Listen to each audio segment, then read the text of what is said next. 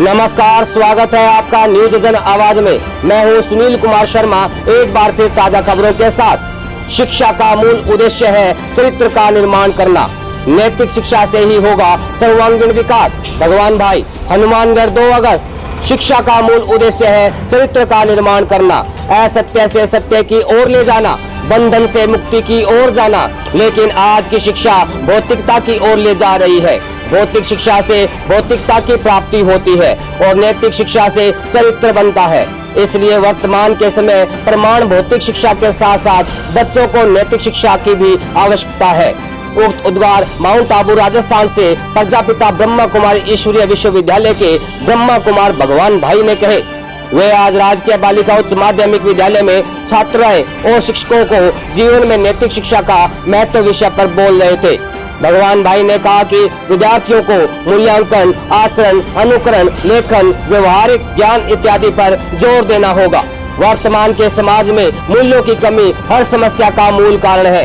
उन्होंने कहा कि जब तक हमारे व्यावहारिक जीवन में परोपकार, सेवा भाव, त्याग, उदारता, पवित्रता, सहनशीलता, नम्रता, धैर्यता, सत्यता, ईमानदारी आदि सद्गुण नहीं आते, तब तक हमारी शिक्षा अधूरी है।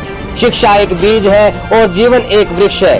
जब तक हमारे जीवन रूपी वृक्ष में गुण रूपी फल नहीं आते, तब तक हमारी शिक्षा अधूरी है। समाज अमूर्त होता है और प्रेम, सद्भावना, मातृत्व, नैतिकता एवं मानवीय सद्गुणों से संचालित होता है। उन्होंने कहा कि भौतिक शिक्षा से भौतिकता का विकास होगा और नैतिक शिक्षा से सर्वांगीण विकास होगा। नैतिक शिक्षा से ही हम अपने व्यक्तित्व का निर्माण करते हैं, जो आगे चलकर कठिन परिस्थितियों का सामना करने का आत्मविवेक व आत्मबल प्रदान करता है। उन्होंने कहा कि नैतिकता के अंग है सच बोलना, चोरी न करना, अहिंसा, दूसरों के प्रति उदारता, शिष्टता, विनम्रता, सुशीलता आदि। नैतिक शिक्षा के अभाव के कारण ही आज जगत में अनुशासनहीनता, अपराध, नशा, व्यसन, क्रोध, झगड़े, आपसी मनमुटाव बढ़ता जा रहा है। नैतिक शिक्षा ही मानव को मानव बनाती है, क्योंकि नैतिक गुणों के बल पर ही मनुष्य वंदनीय बनता है। सारी दुनिया में नैतिकता अर्थात सच्चरित्रता के बल पर ही धन, दौलत, सुख और वैभव की नींव खड़ी है। सीनियर शिक्षिका मधु कालरा जी ने भी अपना उद्बोधन देते हुए कहा कि नैतिक शिक्षा से ही छात्र छात्राओं में सशक्तिकरण आ सकता है। उन्होंने आगे बताया कि नैतिकता के बिना जीवन अंधकार में है।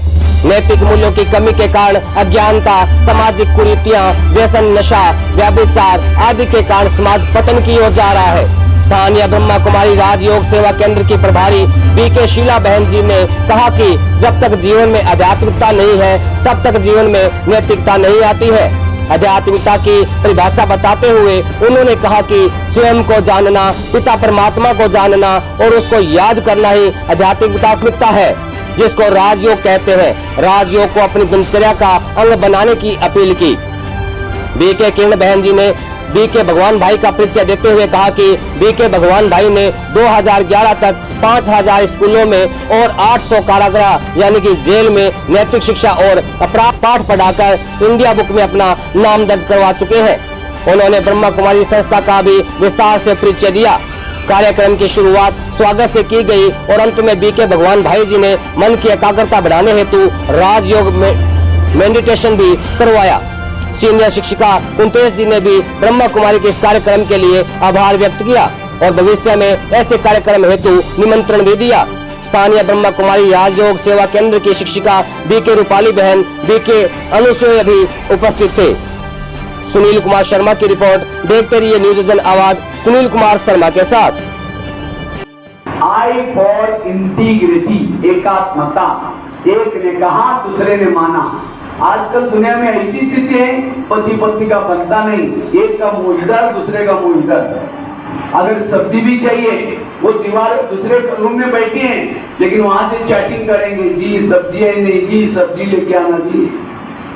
बनता ही नहीं दूसरे का। क्यों? सब कुछ सीखा है, पढ़े लिखे, लेकिन एकात्मता नहीं सीखी। आगे का शब्द वो फॉर ऑप्टिमिस्टिक, आशावादी बनना।